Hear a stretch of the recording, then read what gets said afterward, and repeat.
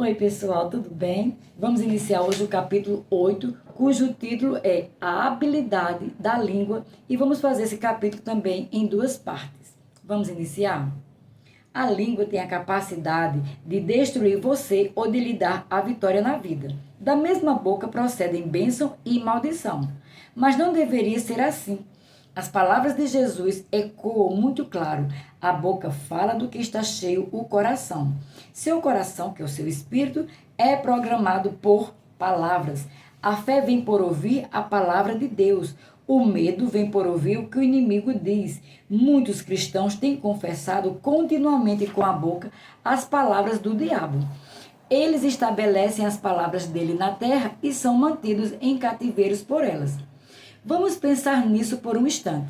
Ninguém nesta terra que esteja em sã consciência andaria por aí confessando ou dizendo a mesma coisa que os seus inimigos dizem. Você é capaz de entender porque não iria querer fazer isso no mundo natural. Você tem bom senso suficiente para saber que as palavras dos seus inimigos estão destinadas a trabalhar contra você. Se você fosse dizer a mesma coisa que o inimigo disse a seu respeito, poderia estar chamando a si mesmo de mentiroso, de ladrão ou de um pecador indigno que não serve para nada. Creio que você consegue ver o paralelo. É exatamente isso que o inimigo está tentando levar você a fazer a fazer com as suas próprias palavras. Ele quer que você crie uma imagem distorcida, indigna, autodestrutiva dentro de si, no seu espírito, com palavras que são da autoria do inimigo da sua alma. Jesus nos diz em Mateus 12,35: o homem bom tira boas coisas do bom tesouro do seu coração. Observe quem Jesus disse que faria isso se manifestar. Ele não disse que Deus faria isso. É o homem que tira essas coisas, não da sua mente ou do seu intelecto, mas do seu coração. Jesus disse que as coisas boas e as coisas más da vida saem do coração e são liberadas pela boca. Não é o que entra pela boca que o contamina o homem, mas o que sai da boca. Isto sim, contamina o homem. Mateus 15, 11. E também, mas o que sai da boca vem do coração, e é isso que contamina o homem, porque do coração procedem maus desígnios, homicídios, adultérios, prostituição, furtos, falsos testemunhos, blasfêmias. Mateus 15, verso 18 e 19. A última coisa que o diabo quer que você veja são os fatos do espírito recriado. Eis algum desses fatos. Você foi criado em Cristo Jesus. Você é feitura dele e não sua. Pois somos feitura dele, criados em Cristo Jesus para boas obras, as quais Deus de antemão preparou para que andássemos nelas. Efésios 2:10. E assim, se alguém está em Cristo, é nova criatura. As coisas antigas já passaram, eis que se fizeram novas. Segundo Coríntios 5:17. As coisas antigas passaram e saíram do seu espírito. Todas as coisas com relação ao seu espírito se tornaram novas.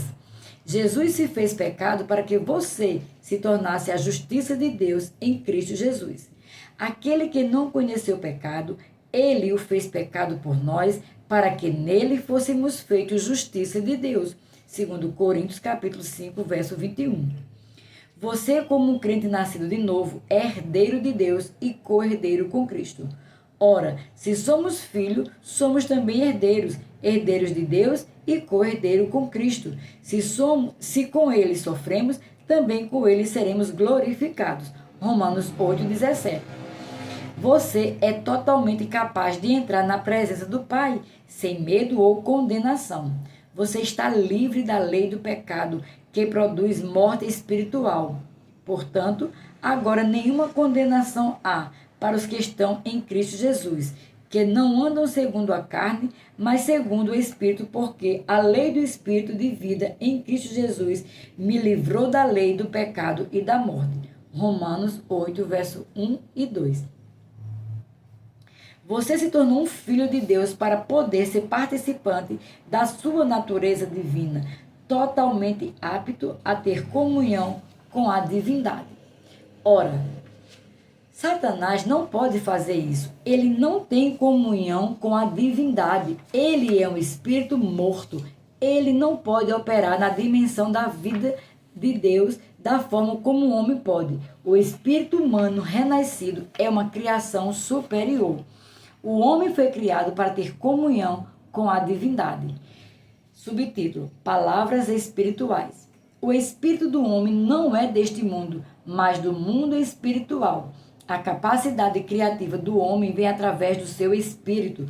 Quando o homem tem a palavra de Deus habitando abundantemente no coração e a declara com fé, ele fala palavras espirituais que operam no mundo do espírito. Elas também dominarão o mundo físico. Ele sopra a vida do espírito na palavra de Deus e ela se torna uma substância viva, operando para ele como operava para Deus no princípio. Essas palavras espirituais dominam o mundo natural. Jesus disse: as palavras que eu vos tenho dito são espírito e são vida. João 6:63. Essas eram as palavras de Deus recebidas no Espírito de Jesus e que habitavam abundantemente em seu espírito, que é o coração.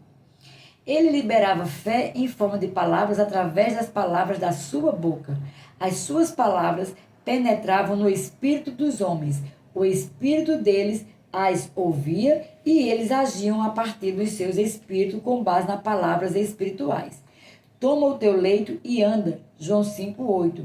Estende a mão. Marcos 3:5. Menina, eu te mando, levanta-te. Lucas 7:14. Lázaro sai para fora. João 11:43. As palavras que Jesus dizia eram verdadeiramente palavras espirituais cheias de vida. Foi esse mesmo Espírito que ressuscitou Cristo dos mortos.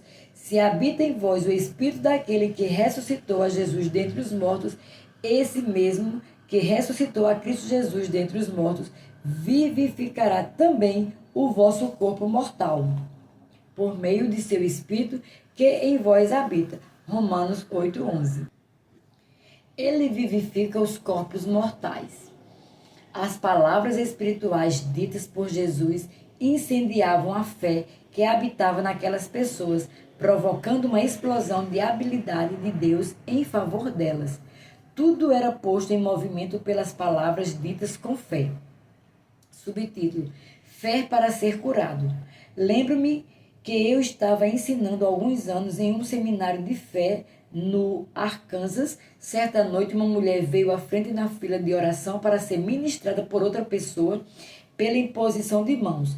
Como costumo fazer, eu disse a ela: irmã, erga suas mãos e faça uma declaração de fé do que acontecerá quando as mãos forem postas sobre você em nome de Jesus. Ela ergueu as mãos até uma altura que não ultrapassava os seus ombros e disse: não consigo erguê-las mais do que isso.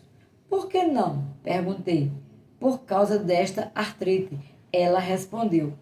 Ouvi o Espírito de Deus dizer: sim, ela pode em nome de Jesus. Eu apenas toquei a testa dela e disse: sim, você pode, em nome de Jesus. Ela disse: glória a Deus. E suas duas mãos ergueram-se acima de sua cabeça instantaneamente. Às vezes, você precisa chocar as pessoas para que elas liberem a fé. Ela tinha fé para ser curada, pois o Espírito de Deus me revelou isso. Agora, se eu tivesse perguntado se ela tinha fé para ser curada daquele problema, ela provavelmente teria dito: não, se eu a tivesse, não estaria assim agora. Provavelmente ninguém nunca havia dito a ela que ela podia erguer as mãos acima da cabeça. A maioria das pessoas concordava que ela não podia fazer isso, mas a fé ousou falar e ela creu. Subtítulo: Proclame com mais ousadia. Certa noite eu estava no Arkansas para falar em uma reunião de homens do negócio do Evangelho Pleno, a DONEP. Antes do culto começar, alguém apresentou um pedido de oração. Um bebê havia acabado de nascer prematuramente e o médico disse que ele não sobreviveria. Eles haviam enviado o bebê a Memphis, no Tennessee, em uma ambulância. O médico já havia dito à família que o bebê não resistiria. Quando ouvi o pedido, declarei para mim mesmo: amarro estas palavras em nome de Jesus e eu digo que o bebê viverá e não morrerá. Então, o homem me chamou para orar por esse pedido. Enquanto eu me dirigia à frente, comecei a perceber que agora iríamos descobrir se eu realmente cria no que eu disse dentro de mim. Então, quando me pus de pé para orar, pedi à congregação para concordar comigo em oração. Fiz uma oração simples. Pai, tu disseste na tua palavra, tudo quanto em oração pedirdes, crede que recebestes e serás assim convosco. Então viemos a ti em favor deste bebê que o médico disse que morrerá. Eu digo em nome de Jesus que o bebê viverá e não morrerá.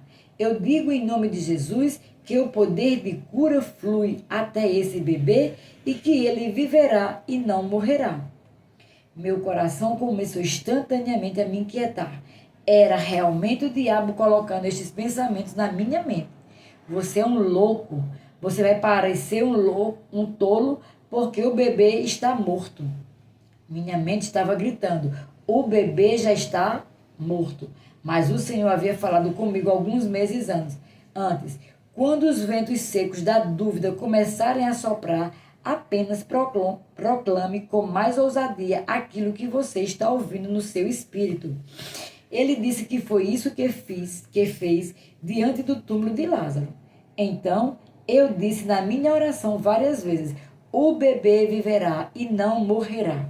Tivemos uma boa reunião naquela noite e várias pessoas foram curadas. Cerca de 2 ou 3 horas depois, recebi uma notícia, uma carta do presidente daquele grupo de homens de negócio do Evangelho Pleno, e ele me contou essa história. Cito as palavras dele. Quando saí da reunião naquela noite, fui até o hospital para ver a família da criança. Foi a coisa mais difícil que já fiz. Foi necessário usar toda a fé que eu tinha para dizer a eles que o bebê viveria e não morreria. Mas você me disse para fazer isso, então eu fiz. Quando li a carta, perguntei à minha esposa se eu disse a ele para fazer isso, porque eu não me lembrava de ter dito isso. Ela disse: não, eu não ouvi você dizer isso. Então, em vez de ter sido o Senhor que disse isso no espírito dele, ora, estou feliz pelo homem ter feito isso, mas eu não disse a ele para fazer isso. A família já estava resignada a aceitar o que o médico havia dito e já havia desistido do bebê. O médico havia dito que o bebê não viveria até eles chegarem a MIPS. O bebê realmente viveu e depois de alguns dias estava passando bem. Cerca de 10 dias depois, o pai, que ainda não era cristão, levou o bebê à igreja e testemunhou sobre o fato de que Deus havia curado seu filho milagrosamente. Ficamos aqui, até o próximo vídeo.